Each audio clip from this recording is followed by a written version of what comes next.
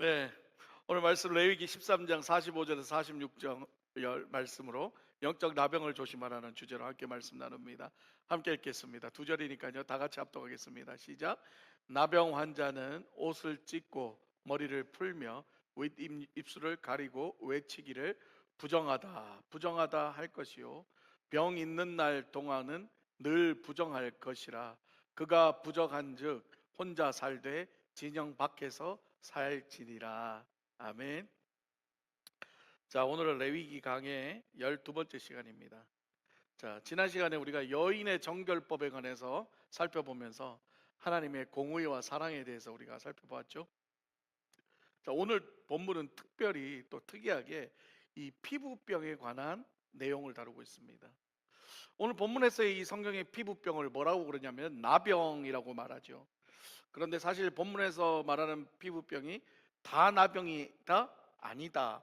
뭐 여러 가지 신학자들의 견해가 있기는 하지만은 성경에서 나병은 뭘로 대표하냐면 부정함의 대표로 봐요. 그래서 오늘 이 피부병을 저는 나병이라는 것으로 전제하에 여러분과 함께 말씀을 나누기 원합니다. 레위기 13장은 여러분들께서 읽어보셨을지 모르겠지만 13장의 전체 내용이 대부분 다 피부병, 곧 나병에 관한 규정으로 가득한 장입니다. 한 장 전체가 이 병에 대한 규정이라 읽으시는 여러분들에게는 뭐 나병에 대해서 또 하나님은 이렇게 나병에 꽂히셔가지고 그럴지 모르겠지만 그게 아니에요. 이 성경은 세상의 이야기가 아니라 하나님의 이야기라고 제가 늘 말씀드리죠. 따라서 이 말씀은 단지 뭐 너희가 청결하게 해서 나병 걸리지 마라 이런 어떤 의학적 관심으로 하나님께서 적어놓은 것이 아니라 하나님의 거룩한 백성으로 살아가기 위한 영적 원리를 또 이 피부병을 비유해서 설명하고 계신다는 거예요. 아멘. 제가 토요일 날도 민수기도 말씀드렸지만 레이기도 말씀드렸지만 이 성경을 그냥 문자만 그냥 읽으면 재미없어요. 맨날 제사 방법, 맨날 씻어라, 고쳐라, 순종해라, 뭐 똑같은 거 반복이죠. 맨날 반복이에요. 게다가 또 심심하면 한 번씩 하나님 또 심심하면 또 이름 쫙 나열해가지고 그놈의 이름 낯선 뭐 우리나라 이름하고도 다른 낯선 이름들 심지어 발음도 잘 안 되는 이름들을 그냥 주구장창 또 이름만 놔두고 근데 제가 늘 말씀드리죠. 성경에 거론되는 이름이나 성경에 거론되는 모든 내용들은 1.1획도 하나님의 뜻이 없이 적어진 건 없다. 할렐루야. 하나님의 말씀의 능력으로 성령의 감동으로 하나님이 꼭 하시고 싶은 얘기가 있기 때문에 다 넣어놓은 거예요. 아멘. 그래서 우리는 그 말씀을 읽으면서 지엽다 지엽다 하면 안 되고 어떻게 해요? 하나님 도대체 이 말씀을 통해서 우리에게 하시고자 하는 게 무엇입니까? 라는 이 의문을 가지고 자꾸 읽을 때에 하나님이 영적으로 깨닫게 하게 해줄 줄 믿습니다. 자, 그 본문을 통해서 그 영적 원리를 한번 알아보겠습니다. 2절입니다. 2절 함께 읽겠습니다. 시작. 만일 사람이 그의 피부에 무엇이 돋거나 뾰루지가 나거나 색점이 생겨서 그의 피부에 나병 같은 것이 생기거든 그를 곧 제사장 아론에게나 그의 아들 중 한 제사장에게로 데리고 갈 것이요. 자, 오늘 이 말씀 중에서 나병 같은 것이 생기면이라고 했잖아요. 그러면 나병이 뭐라는 거죠? 여러분, 나병 히브리어로 나병은 츠라트라고 해요. 츠라트. 하여튼 발음도 힘들어요. 츠라트예요. 오늘날로 말을 하면 뭐예요, 이게? 한센병, 문둥병이죠. 여러분들이 잘 아시는 문둥병이 바로 이 나병이에요. 자, 문둥병이 왜 문둥병이라 그래요? 살이 썩어 문드러져서 문둥병이다 그러죠. 예. 게다가 이 문둥병은 뭐 막 전염이 막 그렇게 뭐랄까요? 강하게 전염되는 건 아니지만 그래도 전염은 된다고 그래요. 그래서 한국에도 있었잖아요. 어디에요? 소록도라고 아시죠? 옛날에 제가 어렸을 때 엄마가 그 소록도에 전도하러 가가지고 막 문둥병 환자하고 손잡고 기도하는 사진을 내가 본 적이 있어요. 제가 초등학교 때인데. 그 엄마가 그 전염되는데 그거 가서 그랬더니 그렇게 잡는다고 전염되지는 않는다 그러더라고요. 사람들이 이렇게 조금 편견이 있죠. 문둥병이면 가까이만 가도 전염되는 줄 아는데 그렇지는 않다 그러더라고요. 어쨌든 간에 그 소록도라는 곳에서 한센병, 나병 환자들만 모여서 사는 동네잖아요. 예. 그래서 성경에서 나병은요, 단순한 피부병이 아니에요. 나병은 하나님과의 단절을 대표하는 죄를 상징하는 병으로 묘사된다는 거죠. 그런 나병 걸리는 자가 구약에도 있었죠. 누구 있었어요? 나아만 장군이 있었죠. 나아만 장군. 예, 그렇습니다. 또한 나병에 걸리게 되면 피부 깊숙이 퍼져서 썩어 들어가고 자신도 모르게 공동체에 전염된 위험이 있기 때문에, 그래도 전염될 위험이 있기 때문에 어떻게 해요? 격리를 시켰죠. 하나님이 격리를 시켰어요. 그래서 특히 나병에 걸렸다는 자들은 어떻게 해야 된다 그랬어요? 아까 말씀에 부정하다, 부정하다를 외치면서 어떻게 해요? 진 밖에서 살아야 됐어요. 진 밖에서. 진 밖이 어디였어요? 예수님도 예수님 진 밖이, 지난번에 제가 뭐라 그랬어요? 골고다 죽음의 장소, 격리된 장소, 분리된 장소라 그랬죠. 진 밖에서 분리되어 있어야 됐죠. 이게 결국 뭐를 말하는 거예요? 하나님과 인간의 관계가 이 한센병 죄로 인하여 분리되면 어떻게 우리는 진영 밖으로 분리되고 부정한 사람이 돼버린다는 영적 예표라는 거죠. 예. 하나님과 단절된 인간의 모습을 나병 환자로 지금 표현하고 있다라고 여러분들이 이해하셔야 되는 거예요. 그래서 다시 한번 45절 46절 보면 어떻게 해요? 나병 환자는 옷을 찢고 머리를 풀며 윗입술을 가리고 외치기를 부정하다 부정하다 할 것이요 병 있는 날 동안에는 부정할 것이라 그가 부정한즉 혼자 살되 어디서 진영 밖에 떨어져서 살아야 된다. 그렇습니다. 나병 환자가 옷을 찢고 머리를 푸는 건 어떤 행위라 그랬어요? 성경에 회개하는 행위. 왕들이 하나님 앞에 옷을 찢고 머리를 풀고 또 뭐를 뒤집었어요? 죄를 뒤집어 쓰고, 그게 다 뭐예요? 자신의 죄를 회개하는, 하나님 앞에 회개하는 장면인 거죠. 여기도 마찬가지인 거예요. 나병 환자, 나병이 걸렸다는 자체가 죄를 입었고 부정하기 때문에 먼저 뭘 해야 되냐? 하나님 앞에 옷을 찢고 머리를 풀고 이걸 가리고 부정하다 부정하다 외치는 거예요. 그런데 왜 하필 또 그냥 조용히 찌그러져서 있지, 부정하다 부정하다 그것도 입을 가리고 이렇게 부정하다 왜 외치고 다녀야 돼요? 괜히 입으로 또 뭐가 전염될까 봐 하나님 입까지 막으시고 부정하다는 또 외치고 다녀야 돼요. 얼마나 웃기겠어요. 부정하다 부정하다 이러고 돌아다녀야 되는 거예요. 이유가 뭘까요? 모든 사람에게 이 사람이 나병 환자임을 알리는 거죠. 그러면서 너희들 나를 조심해라, 이런 경고의 행위인 거예요. 자, 오늘 본문 13장을 묵상하면서 특이한 방법을 좀 보게 됩니다. 뭐냐 하면 나병에 걸린 사람은요 반드시 제사장에게 보여주고 제사장을 통해 나병인지 아닌지가 결정되고, 또한 나병이 회복되어서 부정해서 정함으로의 선포가 이루어지는 것, 이게 계속 반복되고 있다는 거죠. 결국 이걸 보면 뭐를 우리가 느낄 수 있어요? 나병에 걸린 사람의 나병에 걸렸다 안 걸렸다의 유무와 그 나병이 고쳐졌다 안 고쳐졌다는 회복의 유무가 누구한테 달려 있다는 거예요? 제사장에게 달려 있다는 거죠. 예. 그렇기 때문에 오늘 본문 13장의 내용은 어쩌면 일반 사람들에게 전하는 메시지가 아니라 사람들이 피부병이 나병인지 아닌지를 결정하는 방법과 그들이 병이 회복되었는지 안 되었는지를 판단하는 방법을 자세하게 설명한 것이라고 볼 수 있다는 거죠. 그럼 누구한테 한 거겠어요?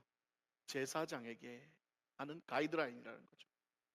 제사장이 사람들의 환부를 살펴보고 그 나병으로 확정을 짓는 그 사람이 어때요? 부정하다라고 인정하는 거라는 거예요. 여기서 부정하다고 선포하는 것은 지난 시간에도 말씀드렸듯이 뭐예요? 죽음에 관한 것이라는 거죠.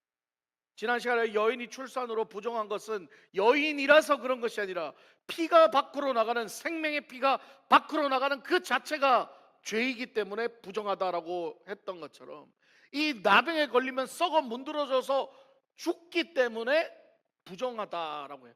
이 온몸이 시체처럼 허옇게 번져서 죽어가기 때문에 부정하다라는 거예요. 나병 걸렸기 때문에 부정한 거지, 나병 걸린 사람이 부정한 게 아닌 거죠. 나병에 걸렸기 때문에 그것은 하나님의 공의, 율법, 나병에 걸리면 부정한 거예요. 특히 오늘 본문의 피부병도 온몸이 하얗게 뒤덮이는 모습이 죽은 시체의 모습과 같기 때문에 죽음과 연관하여 부정하다라고 선포하는 거예요. 따라서 제사장을 통하여 부정함을 선포받는 것이 바로 무엇의 선포예요? 죽음의 선포라는 거예요. 너는 나병이다. 그러므로 너는 부정하다. 그러면 너는 이제 죽었다라는 거예요. 다시 말해 죄로 인해 죽을 수밖에 없음을 보여주는 것이죠. 죄를 짓는 순간 너는 부정한 존재, 하나님과 떨어진 존재, 이제는 하나님과 격리돼서 죄악의 장소에서 살아가야 되는 존재라는 것을 선포하는 겁니다. 그런데요, 오늘 본문에서도 보았지만 하나님께서는 그 나병 걸린 사람들을 부정하다고 선포만 하셨지 그들을 심판하고 그들을 죽이고 그들을 없애는 일을 하지 않으셨다는 거예요. 하나님은 그들을 병이 옮지 않도록 격리된 장소로 옮기셨고 그들의 병을 알려주고 그들의 병을 치료할 수 있도록 돌봐주시고 신경 쓰셨다는 거예요. 아멘. 그게 바로 하나님의 사랑인 거죠. 지난 시간과 동일하죠. 출산하면서 피를 흘린 여자들, 월경하면서 피를 흘린 여자들을 하나님이 내치지 않고 하나님의 공의의 법으로는 그들이 부정하다, 그들은 부정하다고 심판을 내리셨지만 결국 그 여인들을 죽이는 것이 아니라 그 여인들이 자식을 놓고 기다리는 그 기다림을 통해서 회복하고 속죄제를 통해서 그들의 죄를 용서해주고 심지어 힘이 미치지 못하면 어린 양이 아닌 산비둘기라도 갖다 바치면 하나님이 용서해 주신다. 그게 하나님의 사랑이라는. 여러분, 하나님의 공의 심판 안에는 반드시 하나님의 사랑도 함께 있다는 걸 기억하셔야 돼요. 그러니까 우리는 자꾸 하나님의 심판만 바라봅니다. 하나님의 공의만 바라봅니다. 내가 나병 걸렸으니까 나는 부정하다고, 당신이 나를, 제사장이 나를 부정하다고 여겼으니까 나는 이제 포기하고 죽어야 될 인생이니까 난 죽어버릴 거야. 자포자기하고 죽으라는 얘기가 아니라는 거예요. 우리는 언제든지 나병이 걸릴 수 있고 우리는 언제든지 피를 유출할 수 있는, 죄를 지을 수 있는 그런 존재들이라는 것이지요. 그러나 하나님은 그 죄를 지었다는 사실만으로 우리를 버리고 죽이고 너희는 이제 끝이야라고 정죄하는 것이 아니라 또다시 우리에게 기회를 주시고 속죄제할 기회를 주시고 격리에서 나을 기회를 주신다는 거예요. 그리고 다시 주님 앞으로 돌아올 수 있는 기회를 주시고 기다리는 기회를 주신다는 거예요. 그것을 우리는 봐야 되는 거예요. 심판의 하나님만 바라본다면, 공의의 하나님만 바라본다면 저와 여러분 이 자리에 앉아 있을 수 있는 사람 단 한 명도 없습니다. 우리는 다 죽어야 될 사람들이에요. 왜냐? 어젯밤에도 죄를 지었고 어젯밤에도 마음으로 죄를 지었고 오면서도 죄를 지었는 사람들이니까.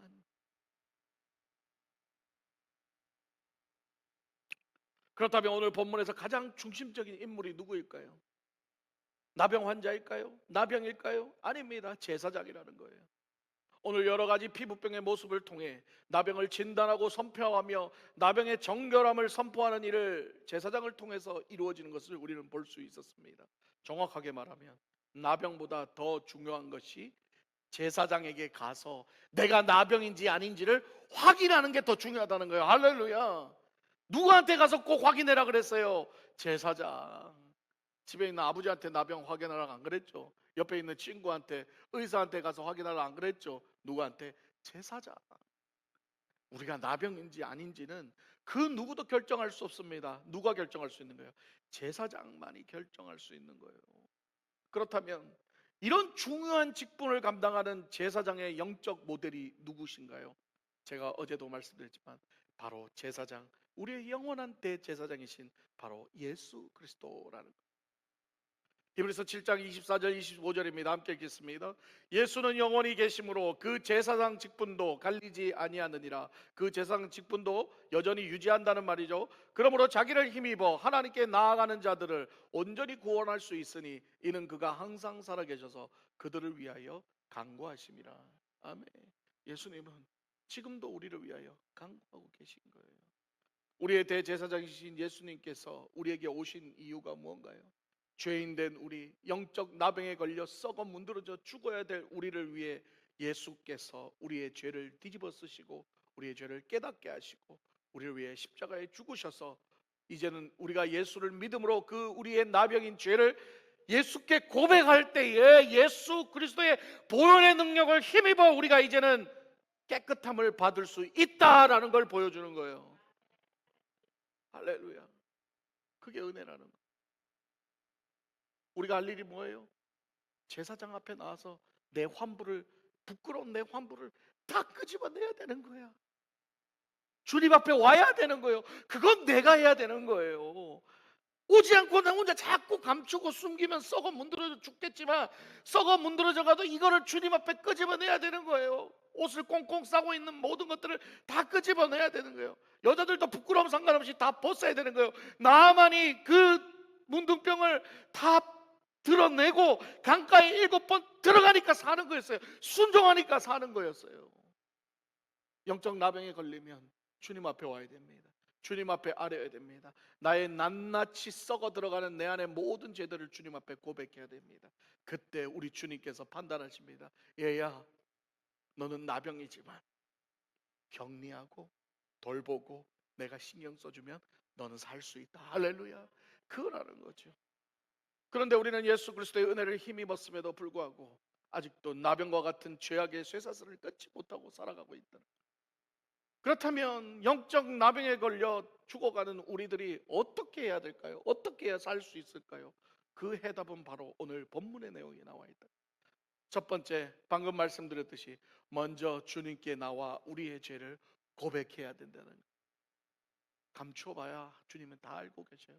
감추면 감출수록 더 썩어 문드러져서 나중에는 돌이킬 수 없는 지경까지 이른다는 것을 기억하시고, 오늘 본문을 보면 피부병에 걸린 사람은 그것을 숨기지 말고 먼저 제사장에 가서 환부를 보여줘서 자신이 나병인지 아닌지를 확인해야 한다 했습니다. 그리고 나병으로 제사장이 선포가 되면 그는 뭐를 외쳐야 되는가요? 부정하다, 부정하다를 입을 가리고 외치면서, 마찬가지로 우리에도 죄의 모습을 주님 앞에 낱낱이 고백하고, 우리도 주님 앞에 나는 부정한 사람입니다, 주님 나는 부정한 사람입니다, 불쌍히 여겨 주시옵소서, 날마다 회개가 이루어져야 된다는 거죠.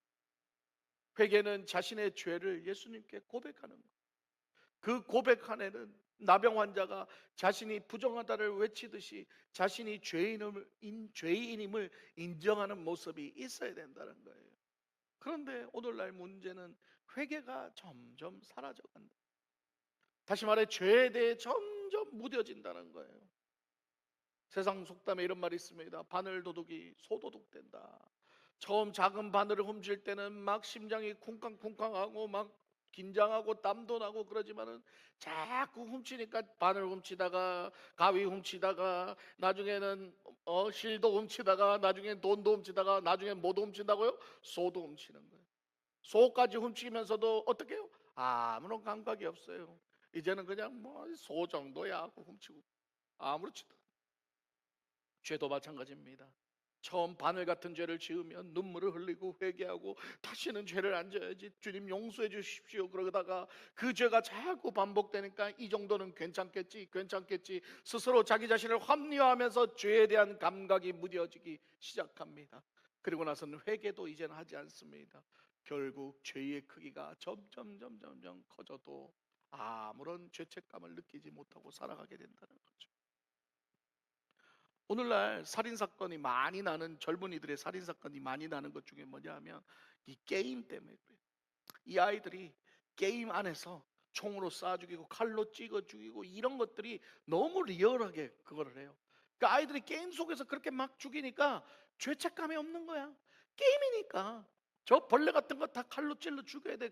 게임 안에서 피가 난자하고 총으로 쏴 죽이고 머리가 터지고 그런 거를 아이들이 그렇게 즐기더니 세상에 나와서 게임과 현실을 구분하지 못하고 자기 기분 나쁘면 칼로 찔러 죽이고는 게임처럼 생각해봐요. 컴퓨터 끄면 되지. 사람 죽여놓고. 그런 살인사건들이 비일비재해요.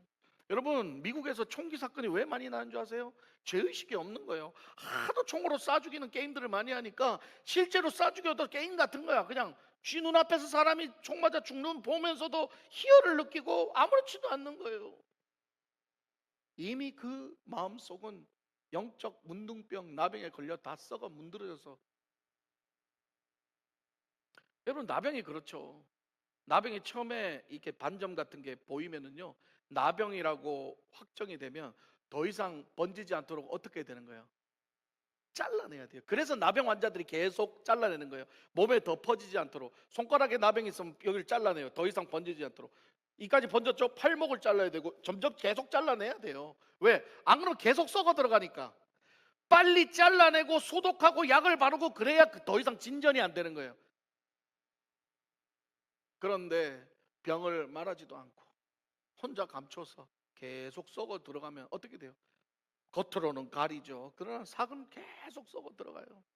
그런데 문제가 뭐냐면, 아프면, 이게 다른 고통 같으면, 아프면, 다른 고통은 살이 썩거나 다치면 아프잖아요. 아파서라도 빨리 병원 가서 치료를 하게 되잖아요. 이 나병은요, 살이 썩어 들어가도 통증이 없다는 거예요. 이게 썩어 문드러져 가지고 푹 떨어져도 아무런 통증이 없어요. 그러니까 아무렇지도 않는 거예요. 계속 썩어 들어가도 감추기만 하는 거지. 향수 뿌리고 옷 덕지덕지 껴있고 냄새가 안 나면 된다는 거지. 그런데 이미 살은 어떻게 해요? 다 썩어. 다 썩어. 안 들키면 뭐 하냐고요. 결국 나중에 어떻게 해요? 온몸이 그냥 다 썩어서 나중엔 죽어버리는 거예요. 다 썩었는데 뭐 가릴 게 어디 있어 이제는. 얼굴도 다 썩는데. 여러분, 이처럼 죄가 무섭습니다. 죄는 하나님과의 단절뿐만 아니라 자신의 영혼을 피폐하게 만들고 육신의 삶도 결국 썩어 문드러지게 만든다는 거예요. 영혼만 썩는 게 아니에요. 영혼이 썩으면 육신의 삶도 문드러진다는 거예요. 그래서 성경에 영혼이 잘 된 것 같이 범사가 잘 된다는 거예요. 영혼이 잘 돼야 범사도 잘 되는 거예요. 내가 영적으로 죽어가고 내가 영혼이 썩어 들어가고 내 영혼이 죄로 인해 죽어 들어가면 내 가정도 내 사업도 내 관계도 다 깨지고 다 죽어진단 말이에요. 오늘날 겉은 멀쩡해 보여도 영적으로 죄로 인해 썩어 문드러져 가는 이 영적 나병 환자들이 너무 많다는 거죠. 심지어는 자신의 영적 나병 환자인지도 모르고 살아가는 사람, 썩어 문드러지고 있는, 결국 온몸이 썩어져 문드러져서 죽음의 문턱에 섰을 때 깨닫지만 이미 어떻게 해요? 돌이킬 수 없게 되는 거죠. 정신 차려야 됩니다. 나는 썩어져서 냄새가 나도 그 냄새가 코에 인이 박히니까 모를지 모르지만 주변 사람은 알아요. 너 이상한 냄새 난다, 몸에서 씻어야 된다, 너 뭐가 문제가 있는 것 같아, 병원 가봐라. 그런 주변 사람들의 이야기를 듣고 영적 병원이고 영적 치료자이신 우리 예수 그리스도께 나아올 때에 치료받고 살 수 있다는 거예요. 할렐루야. 그 얘기를 무시하고 그냥 끝까지 숨기고 감추기만 한다면 어떻게 해요? 결국 죽어버린다. 우리의 영이 병들면 육체와 삶의 삶도 병이 들게 됐습니다. 따라서 지극히 작은 죄라도 우리는 우리의 대제사장이신 예수님께 아뢰고 치유받아야 한다. 그래야 산다는 거예요. 지금 저와 여러분의 삶에 썩어 들어가는 나병 같은 문제들이 있습니까? 지금 그것이 작은 것일지라도 무시하면 안 되고 그 지극히 작은 것 하나도 하나님 앞에 예수 그리스도의 보혈의 능력으로 끊어내야 산다는 거예요. 할렐루야. 끊어야 돼. 그게 뭐든 간에 끊어야 돼. 질질 놔두고 있다가 결국은 온몸에 퍼져서 나중에는 어떻게 하지도 못한다는 거예요. 그래서 예수님께서 마태복음에 말씀하셨죠. 손이나 발이나 눈이 범죄를 하면 어떻게 해요? 눈을 빼버리고 발을 잘라버리고 손을 잘라버려라. 불구자로 영생하는 것이 멀쩡하게 지옥 가는 것보다 낫지 않냐라고 말씀하셨다. 여러분, 이 말씀을 대충 들으시면 안 돼요. 오늘 이 나병 사건 남의 얘기로 들으시면 안 돼요. 지금 저와 여러분도 이 나병에 걸릴 수 있다는 거예요. 성경은 우리에게 얘기하는 거예요. 그 영적 나병에 걸려서 우리도 썩어 문드러질 수 있다는 거예요. 오늘 주 예수 그리스도의 십자가 앞에 낱낱이 다 드러내시기를 주님의 이름으로 축복합니다. 그리고 두 번째, 회개한 뒤에는 뭐가 있냐? 기다림이 필요하다는 거예요. 오늘 나병 환자로 확인된 사람은 제사장의 명령에 따라 어떻게 해요? 격리가 되지요. 이것은 주변 사람들을 위한 배려예요. 그 사람을 위한 배려보다 나중에 이 나병이 주변 사람들에게 전염되면 안 되기 때문이죠. 이 말은 우리가 죄를 짓고 하나님께 회개하는 것으로만 끝나면 되는 것이 아니라 뭐예요? 그 죄로 인하여 상처를 주고 피해를 준 사람들도 어떻게 해요? 배려해야 된다는 거예요. 나는 하나님하고 회개했으니까 끝! 니하고는 상관없어가 아니에요. 나 때문에 상처받고 나 때문에 힘들어하는 사람이면 그 사람한테도 용서를 구하고 그 사람한테도 지난번에 얘기했잖아요. 배로 갚아야 된다는 거예요. 그게 하나님의 방법이에요. 크리스천들은 그냥 하나님하고 회개하면 그냥 다 끝나는 줄 알아. 아니에요. 그렇지 않습니다. 따라서 진정한 회개는 먼저 자신에게 죄를 지었을 때는 스스로가 하나님께 용서와 치료를 통해 회복하는 시간을 가져야 되고, 남에게 죄를 지었다면 피해를 본 사람들이 회복할 수 있도록 내가 기다려주는 배려가 필요하다는 거예요. 할렐루야. 이게 중요한 거예요. 네. 간혹 이런 분들이 있습니다. 부부 관계에서도, 연인 관계에서도, 친구 관계에서도 자기가 잘못했어, 자기가 상처 줬어, 그리고 상처받아가지고 아파하고 힘들어해. 그러니까는 그 모습 보면 또 불쌍하니까 어떻게 해요? 여보 잘못했어, 여보 미안해, 여보 잘못했어 미안해. 오케이, 거기까지는 좋아요. 그럼 뭐 해야 돼요? 아내가 용서할 때까지 뭐 해야 돼요? 기다려야죠. 근데 성질 급한 것들은 여보 잘못했어 미안해 했어. 근데 표정이 왜 그래? 내가 잘못했다 그러는데 표정이 왜 그래? 아니 쥐가 잘못했다고 그냥 금방 용서되나? 시간이 필요하지. 사람마다 용서하는 기간이 다 다르고 사람마다 상처의 부위가 다 다르고 상처의 크기가 다 다른데, 그러면 진짜 내가 용서함을 받은 사람이 진짜 용서함을 받기 원하고 내가 진짜 미안하다고 사과를 했으면 어떻게 해야 돼요? 아내가 풀어질 때까지 기다려야죠. 남편이 풀어질 때까지 기다려야죠. 자꾸 닥달해. 내가 외계에 있는데, 내가 용서했는데 왜 풀지 않고 계속 뚱하게 있느냐는 둥, 계속 그러고 있느냐는 둥, 계속 달달달 끄다가 나중에 어떻게 돼요? 도로 또 화를 내. 에이씨. 그리고 또 성질내. 또 두 번 죽이는 거지. 제가 그랬어요. 저도 그랬어요. 성질이 급하니까. 미안하다 했으면 끝내야지 뭐를 그거를 죽상을 하고 계속 있냐고 또 성질내서 또 두 번 죽이는 거예요. 두 번 죽이는 거예요. 네. 아니에요. 잘못했으면 상대방이 언제 용서하든지 간에 그냥 입 닫고 고개 숙이고 기다려줘야 돼요. 그게 열흘이 되든 한 달이 되든 그냥 묵묵히 기다려주는 거예요. 그러다 보면 어느 순간 그분이 여보 이제 풀자, 내가 용서해 줄게, 그때를 기다려야 된다는 거죠. 예. 그게 바로 사과하는 사람의 태도고 예의죠. 어떤 사람은 금방 용서하고 풀 수 있는 사람도 있어요. 성격 급한 사람. 그래요. 성격 급한 사람은 기다리는 것도 없어요. 그 사람은 바로바로 풀어요. 그런데 성격 안 급한 사람들은 좀 이렇게 오래 두는 사람들이 있어요. 그런 사람은 금방 안 돼요. 그러면 어떻게 돼요? 계속 노력해야죠. 풀릴 때까지. 근데 내가 한번 용서했다고 안 풀린다고 성질 버럭 내면 이게 용서가 돼요? 더 안 되죠. 더 악화되는 거죠. 그렇습니다. 진정한 죄에 대한 회개는 단순히 고백하고 인정하고 용서받으면 끝나는 것이 아니라 하나님의 때에 용서를 통한 치유와 회복의 시간을 가지면서 기다려야 한다. 이게 중요한. 오늘날 목사들도 마찬가지예요. 목사들도 잘못하는 목사들이 많잖아요. 돈 문제, 여자 문제, 여러 가지 문제를 잘못한단 말이에요. 목사들도 잘못하면 뭐가 필요한 거예요? 죄인 성도들 앞에서 고백하고, 하나님 앞에 고백하고, 성도들에게 고백하고 용서를 구하고, 그 다음에 뭐예요? 자숙의 기간이 필요한 거예요. 그 자숙의 기간이 자신을 위해서 필요한 게 아니라, 물론 자신을 위해서도 필요하지만 가장 먼저 뭐예요? 성도들을 위해 필요한 거예요. 목사로 인해서 상처받고 목사로 인해서 실망했던 사람들이 그것을 회복하기 위한 기간이 필요한 거죠.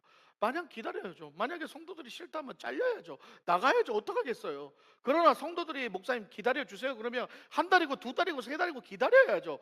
그리고 성도들이 모두 합의하에 목사님 다시 시작하시죠 할 때 감사합니다 고백하고 시작했을 때 아무런 문제가 없다는 거예요.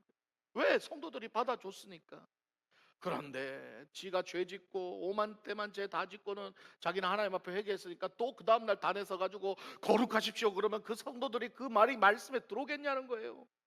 귀뚱도 안 들어오지. 이게 문제라는 거예요. 진정한 회개는 상대방, 첫 번째 진정한 회개는 내 만족을 위한 게 아니라 누구의 만족? 하나님의 만족. 할렐루야. 하나님이 용서하실 때까지 기다려야 되는 거. 두 번째는 내가 죄로 인하여 상처 준 사람들을 기다려주는 배려가 있어야 된다는 거. 그래서 나병 환자도 부정하다고 외치는 거, 부정하다고 외치고 싶겠어요? 좀 부끄러운데? 그럼에도 불구하고 외치라는 거. 왜? 네가 외쳐야 다른 사람이 산다는 거예요. 네가 부정한지 알기 때문에. 꼬리표 달려도 할 수 없지. 그리고 나서 어떻게? 지인 밖으로 가서 격리하고 있으라는 거예요. 이제 말씀 마무리하겠습니다. 오늘 본문을 아무리 찾아봐도요, 치료에 관한 내용은 없어요. 이 13장에. 결국 치료에 관한 것은 우리의 능력이 아니라 누구의 능력이라는 거예요? 하나님의 능력이라는 거예요. 나병이 뭐 약 발라 치료됐다 이런 말 없죠? 그 말이 없어요. 나병은 결국 우리의 영원한 대제사장이신 예수 그리스도를 통하여 치료된다는 것을 얘기하고 있습니다. 따라서 죄의 치유와 회복은요, 철저하게 우리의 노력과 의지로 되는 것이 아니라 하나님의 명령에 순종하는 것부터 시작이라는 거예요. 내가 하고 싶어서 하는 게 아니라 하나님의 명령이기 때문에 나는 어렵고 힘들지만 사람들 앞에 내가 나병 걸렸다는 것을 말하는 것 자체가 부끄럽고 쪽팔리고, 왜?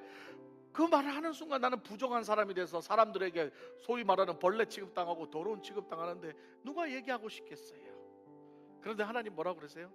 얘기해라. 그건 너를 위한 것이 아니라 주변 사람들을 위한 것이다.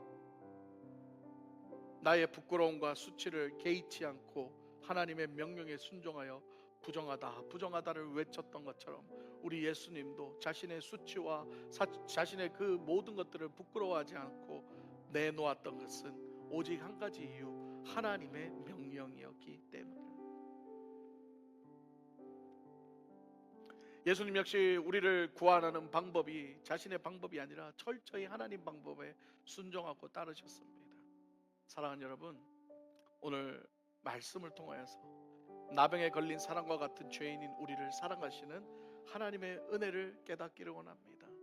여전히 썩어 문드러져 가야 되는데 우리 예수님이 너 나병이야. 그렇지만 내가 너를 버리지 않아.